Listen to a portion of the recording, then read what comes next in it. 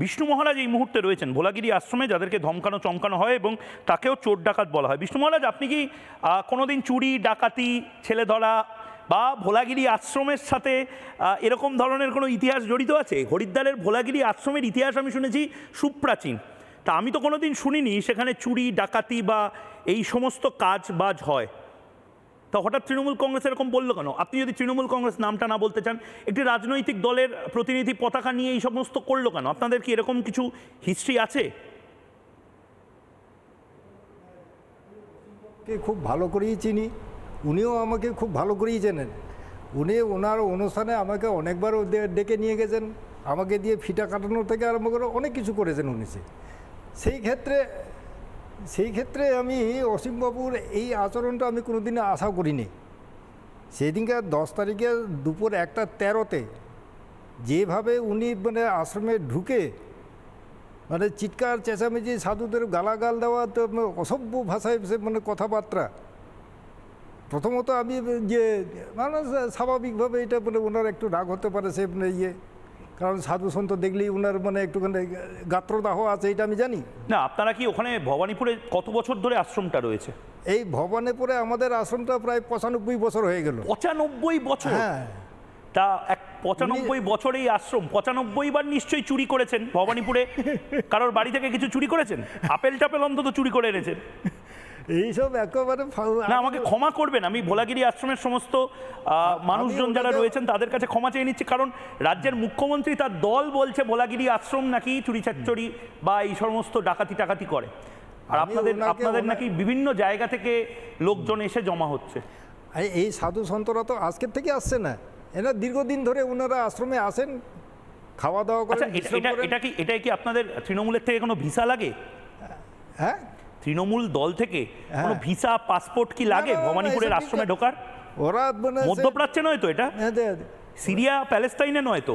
ওটা তো সেটাই ভাবছে এখন। সে ভাবতে দেবেন না, আমি তাই বলছি, ভাবতে দেবেন না।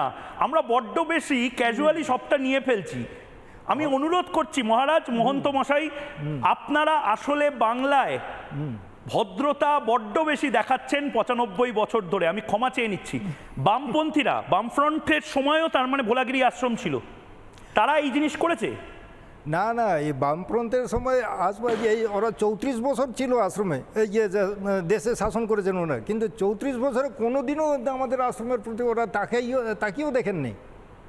এবং প্রয়োজনে ওরা যদি কোনো প্রয়োজন হয়েছে গেলে ওনারা সাহায্য করেছেন আমাদেরকে।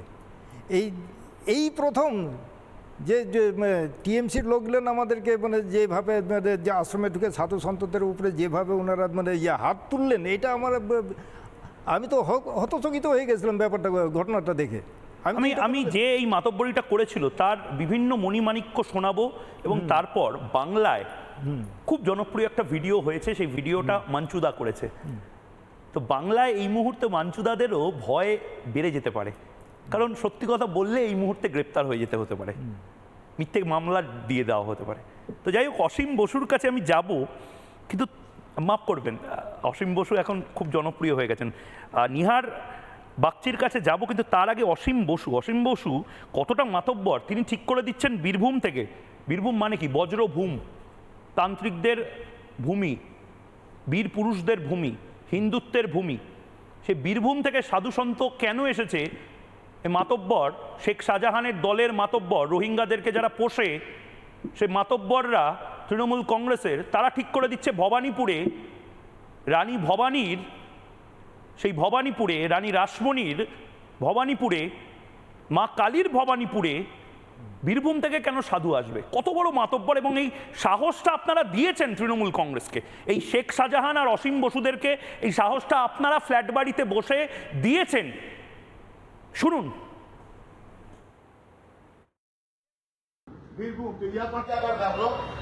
দেখুন, বীরভূম থেকে এখানে ঘুরে বেড়াচ্ছে একজন, ছিল বাড়িপুর। কালীঘাটে হতে পারে না, কালীঘাটে কোথায় যাবে? এখানে ঢুকছেন কেন? এখানে কি চাই আপনার? চুরি হয়েছে, আমরা আপনাদেরকে চলুন। আপনি থাকেন কোথায়? আমি কোথায়? কৃষ্ণপুর, এখানে কি করছেন? এখানে আমাদের মহারাজ ডেকেছিল তো। কোন মহারাজ ডেকেছে? কোন মহারাজ ডেকেছে আপনাকে? এই যে কোন মহারাজ? কোন মহারাজ? ডাকুন তাকে। কোন মহারাজ ডেকেছে? আপনি থাকেন কোথায়? কোথায় থাকেন? বালিগঞ্জ। বালিগঞ্জ কোথায়? বালিগঞ্জ কোথায় বলতে হবে, দাঁড়িয়ে বলুন। ভোটার কার্ড দেখান তো, বালিগঞ্জ বালিগঞ্জ কোথায়? দেখান, ভোটার কার্ড বালিগঞ্জে দেখান। কোথায়? এখানে ঢুকছেন কেন? আপনি থাকেন কোথায়? এখানে কি করছেন? এখানে কি করছেন? কত টাকা দিচ্ছে? ভোটার কার্ড কোথায়? মা, এই যে সব বাড়িতে ডায়েরি কর, চুরি সব আছে, ডায়েরি আপনারা কর। দায়ী? কেন দুপুরবেলা মানুষের বাড়ি যাচ্ছেন? কেন কে ডেকেছে হালি শহরে? আপনি কোথায় থাকেন? বীরভূম থেকে কেন এসছেন? কে ডেকেছে? কে ডেকেছে? মানুষের বাড়িতে দুপুরবেলা সকালবেলা আপনাদের কি জন্য দরকার? এখানে শান্তিপ্রিয় জায়গা কেন অশান্ত করছেন? নানা ধরনের কন্টেন্ট দেখার জন্য লাইক করুন, শেয়ার করুন আমাদের ফেসবুক পেজ, সাবস্ক্রাইব করুন আমাদের ইউটিউব চ্যানেল। পাশাপাশি অন্যান্য ব্রেকিং নিউজের জন্য অবশ্যই চোখ রাখুন রিপাবলিক বাংলায়।